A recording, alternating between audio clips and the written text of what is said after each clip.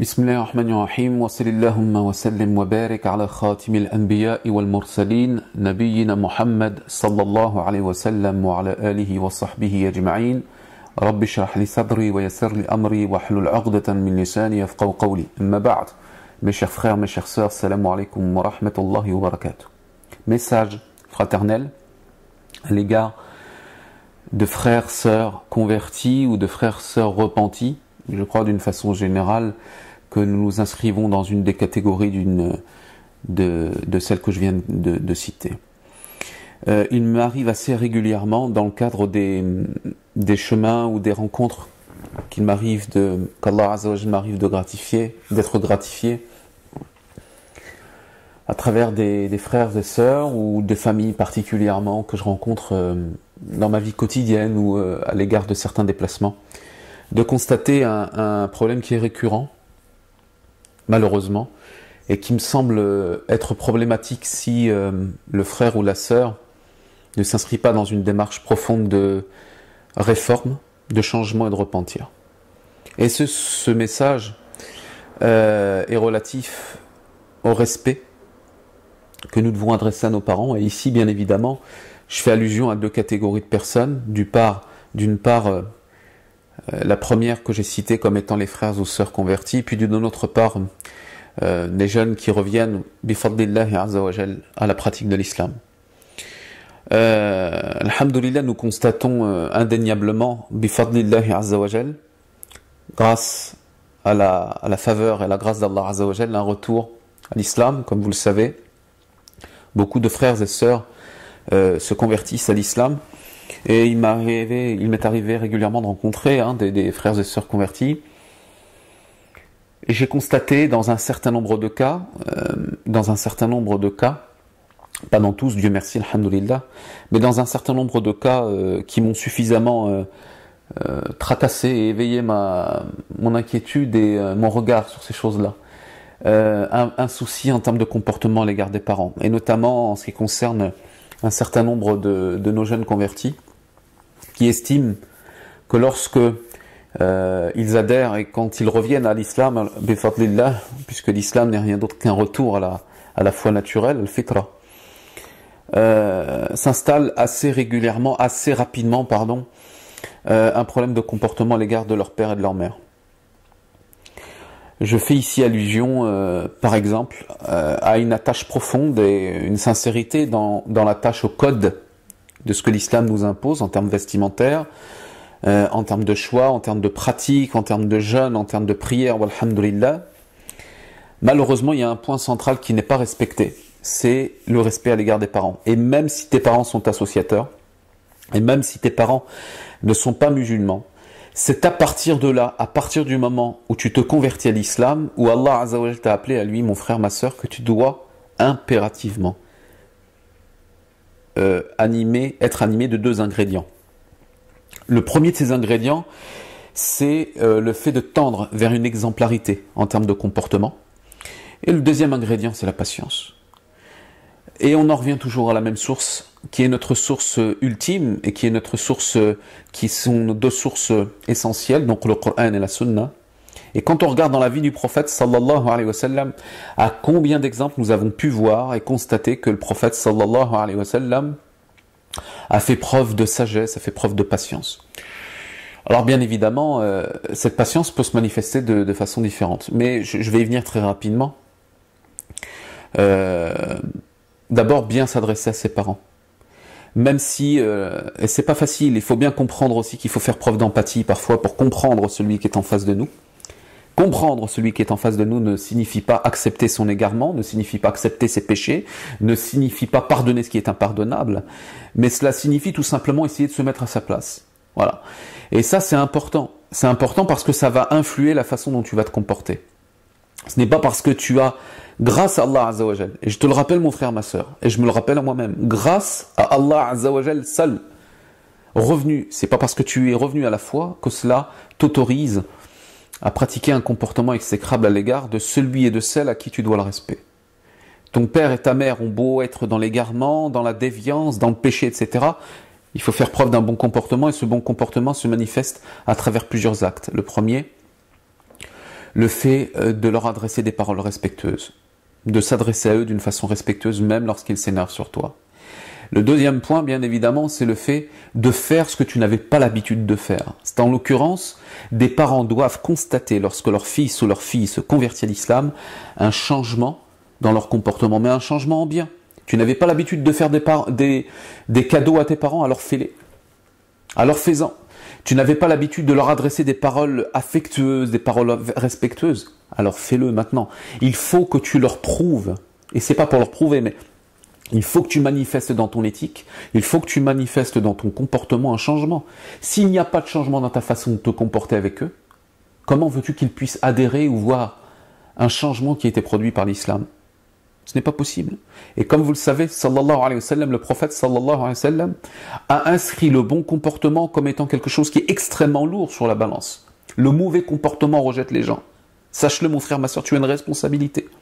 Tu es ambassadeur de l'islam. Encore plus pour des familles converties. Encore plus pour des frères et sœurs convertis. Donc tu es ambassadeur de l'islam. Donc un mauvais comportement peut repousser les personnes de ton entourage à une adhésion de l'islam. Et un bon comportement peut leur donner un véritable goût, un bon parfum, quelque chose dont à chaque fois qu'ils passent à côté, ils aiment sentir son odeur. Jusqu'à ce que bi'idhnillah ta'ala, tu invoques pour eux, tu invoques pour leur guider, et tu invoques pour qu'Allah Azza wa Jal puisse les guider vers la foi. Donc, leur adresser de bonnes paroles, leur faire des cadeaux, faire preuve de patience, et ça c'est le deuxième volet de mon intervention concernant les frères et sœurs convertis. Est-ce que vous pensez que nous avons créé sans objectif et que vous n'allez pas revenir vers nous? Est-ce que vous imaginez que sous prétexte que vous allez adhérer à l'islam, vous ne serez plus éprouvé? Bien évidemment, parfois tes parents sont une source d'épreuve. Tes frères et sœurs peuvent être une source d'épreuve, mais il faut patienter. Wallahi thumma wallahi, il faut patienter, puisque le prophète sallallahu alayhi wa sallam a vécu ce que tu ne vivras jamais. Être accueilli par des enfants dans une ville qui s'appelle Taïf, comme tu le sais, et il a été accueilli avec des jets de pierre. Et comme vous connaissez l'histoire, Jibril alayhi salam est intervenu en lui disant, de la part d'Allah Azza wa Jalla, si tu le souhaites, ce peuple sera anéanti. Et le prophète sallallahu alayhi wa sallam a fait preuve de patience, il a fait de dua pour peut-être sortira de leur rein une progéniture de croyants.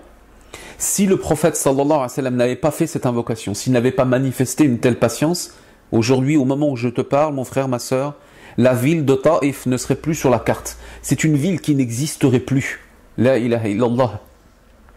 Le prophète sallallahu alayhi wa sallam a marqué une profonde patience, une compassion parce qu'il voit loin, parce qu'il se projette dans l'avenir. Et toi, mon frère, ma sœur, aussi dur que puisse être parfois l'épreuve d'une conversion, tu dois manifester un bon comportement. J'ai vu trop de jeunes mal parler à leurs parents, convertis ou non d'ailleurs, pour que cela ne puisse pas leur permettre de devoir se réformer et de devoir changer. Concernant nos frères et sœurs repentis, c'est la même chose. Peut-être, mon frère, ma sœur, tu es sorti d'une forme de délinquance, de déviance que tu avais l'habitude de pratiquer. Alhamdulillah, Allah Azza wa Jal t'en a fait sortir. Akhrajak Allah Azza wa Jal min al-ma'siyah ila at-ta'a. Allah Azza wa Jal t'a fait sortir de la désobéissance vers l'obéissance. فَعَلَيْكَ أَن تَكُونَ مِنَ الْحَامِدِينَ وَمِنَ الشَّاكِرِينَ عَلَى ذَلِكَ. Alors il est de ton devoir d'invoquer Allah Azza wa Jal, de le remercier et de lui rendre louange pour ce bienfait. Donc mon frère, ma sœur, ne néglige pas, frère, sœur repenti, ne néglige pas ton comportement à l'égard de tes parents. Ne fais pas de la délinquance dans laquelle tu te trouvais avant l'islam une délinquance que tu vas pratiquer, mais avec malheureusement une odeur religieuse. Nous avons, il faut ne pas s'en cacher, une forme de délinquance religieuse. Des gens, comme vous le savez, je ne vais pas m'étendre là-dessus, des gens qui, lorsqu'ils rentrent dans la pratique, s'isolent des gens, les jugent, mettent en garde d'une façon excessive, n'ont pas le niveau, etc. Mais ça, c'est un piège dans lequel il ne faut pas tomber. La modestie, wallahi, la modestie, akhil karim, la modestie, mon frère, est une approche envers ton père et ta mère malgré leurs défauts, selon laquelle, rappelle-toi, qu'ils étaient debout lorsque tu dormais, qu'ils étaient debout lorsque tu étais malade, et que tu ne pourras jamais leur rendre ce qu'ils t'ont donné. Et que ceux-ci ne sont pas simplement des belles paroles. Vous connaissez le hadith du prophète sallallahu alayhi wa sallam sur qui dois-je le mieux traiter, et le prophète sallallahu alayhi wa sallam a cité à 3 reprises la mère puis le père. Je voudrais également citer pour nous inciter les uns et les autres au rappel. Citer un hadith du prophète sallallahu alayhi wa sallam dans lequel il nous dit « Dieu vous a interdit de désobéir à vos pères, de demander aux gens ce que vous refusez de leur donner, d'enterrer les filles vivantes, de rapporter toutes sortes de propos et de poser trop de questions, de dilapider votre fortune. » Et ça, c'est plusieurs éléments. Mais en l'occurrence ici, le prophète sallallahu alayhi wa sallam a parlé de la désobéissance envers les parents et envers les mères particulièrement.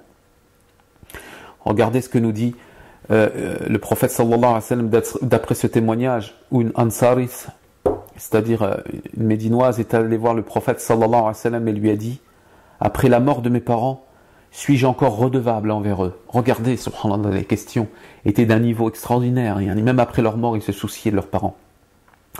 Et le prophète sallallahu alayhi wa sallam a dit « Oui, tu leur es encore redevable. » Et il ajouta « Il te reste encore 4 devoirs à accomplir. Prier pour eux, donc après la mort, cela concerne bien évidemment les parents musulmans, ceux qui sont morts sans l'islam malheureusement, on ne peut plus invoquer après leur mort, donc il faut invoquer en leur faveur de leur vivant. Donc je répète, le prophète sallallahu alayhi wa sallam lui répond, il te reste 4 devoirs à accomplir après la mort de tes parents. Prier pour eux, demander à Dieu de leur pardonner, accomplir leurs engagements et bien traiter leurs amis et leurs parents et les parents de leur lignée. Voilà ce qui te reste à faire après la mort. Subhanallah, et cette autre parole du prophète sallallahu alayhi wa sallam, particulièrement pour les fils, le meilleur acte qu'un fils puisse réaliser pour plaire à son père après sa mort est de continuer à être en bonne relation avec les amis de son père. Subhanallah. Donc l'islam n'est pas une bulle, l'islam ne te coupe pas des relations, l'islam est quelque chose qui doit contribuer à ton épanouissement personnel, à ton épanouissement psychologique, à la discussion avec les gens, qu'ils soient musulmans ou qu'ils ne le soient pas. Et même dans la sphère des musulmans, tu trouveras des gens qui peut-être ne sont pas d'une grande pratique, peut-être qu'ils ne correspondent pas au code apparent de ce que nous pourrions attendre d'un croyant, d'une croyante. Néanmoins, je vous le dis par expérience, peut-être qu'ils vont nous devancer au paradis, wallah, parce qu'ils sont réguliers dans leurs prières, parce qu'ils ne parlent pas sur les gens, parce qu'il y a des secrets entre Dieu, Azza wa Jalla, et eux-mêmes que nous ignorons. Donc il convient de ne pas t'empresser à juger les gens, il convient de ne pas t'empresser à juger tes parents. Mon frère, ma sœur, je t'adresse cet ultime conseil. Ne néglige pas ce qui est un pilier de ton maintien dans l'islam, qui consiste à respecter tes parents. Et comme vous le savez, Allah Azza wa Jal, je terminerai par cette parole, nous a cité dans Surat Luqman, donc qui est la Surat 31 au verset numéro 15. Allah Azza wa Jal nous dit Ba'da a'udhu billahi minash shaitanir rajim wa in jahadaka ala an tushrika bi ma laysa laka bihi ilm fala tuti'huma wa sahibhuma fid dunya ma'rufa. L'extrait du verset signifie « Et si tes parents te contraignent à m'associer ce dont tu n'as nulle connaissance, alors ne leur obéis pas. » C'est quelque chose qui, tes parents t'incitent au péché, il ne faut pas leur obéir. Regardez néanmoins la suite du verset, dans lequel Allah Azza wa Jalla s'écrit, il dit « فَلَا تُطِعْهُمَا وَصَاحِبْهُمَا فِي الدُّنْيَا مَعْرُوفًا » Donc je répète, la traduction approximative, si tes parents te contraignent à m'associer ce dont tu n'as nulle connaissance, alors ne leur obéis pas. Veille néanmoins à observer avec eux ici-bas des rapports qui sont convenables. Ya akhil karim, ya ukhtil karimah, mon frère, ma sœur, personne n'a des parents parfaits. Et toi-même, tu ne seras pas un père parfait. Toi-même, ma sœur, tu ne seras pas une mère parfaite.